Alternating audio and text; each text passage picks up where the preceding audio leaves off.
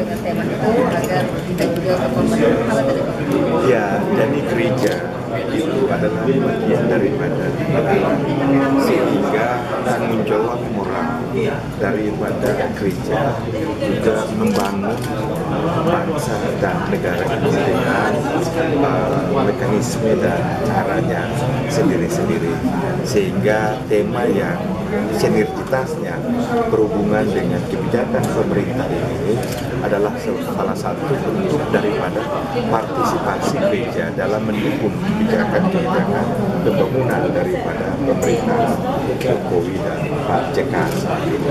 Dan itu adalah tanggung jawab gereja itu, karena tidak pernah dalam negara ada gereja, dan gereja punya jemaat, tapi negara ini memiliki rakyat yang di dalamnya adalah jemaat itu sendiri.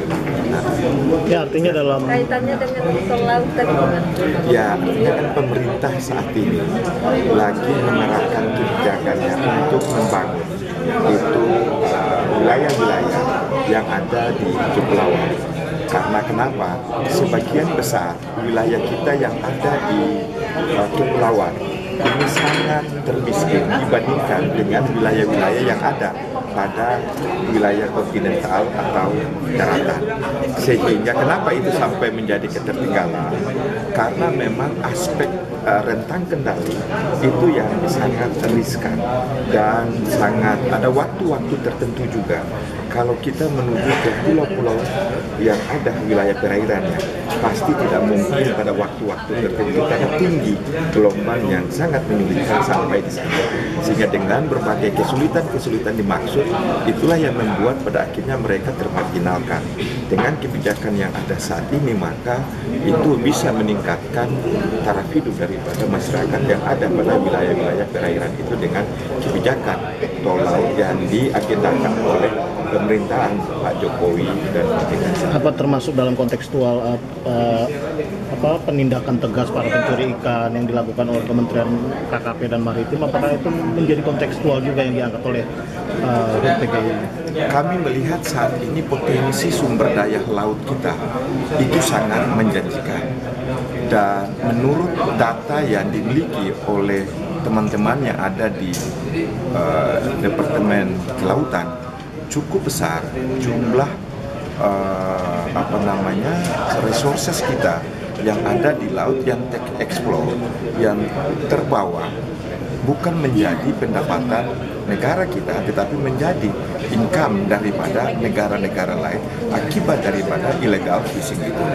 Ini kalau memang sudah tertangani dengan baik, maka ini akan menjadi potensi yang baik bagi penambahan pendapatan negara kita. Dan kebijakan yang diambil oleh Kementerian DKP itu adalah bentuk yang harus kita dukung, tetapi harus juga dipertimbangkan soal hubungan bilateral di antara sesama negara, apalagi sebagai anggota ASEAN ataupun juga sebagai komunitas dunia, karena kita tidak bisa terlepas daripada kehidupan komunitas dunia, karena ketergantungan kita itu juga banyak kepada negara-negara luar, sehingga ini mungkin resiko-resiko ini juga harus dipertimbangkan secara arif dan bijaksana.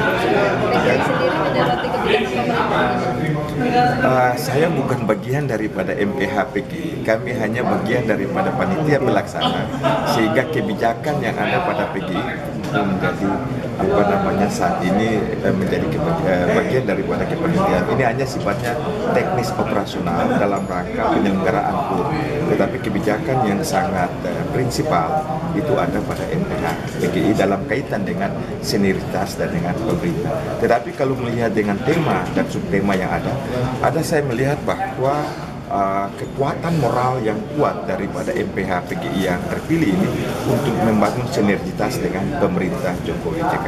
Ya. Oke.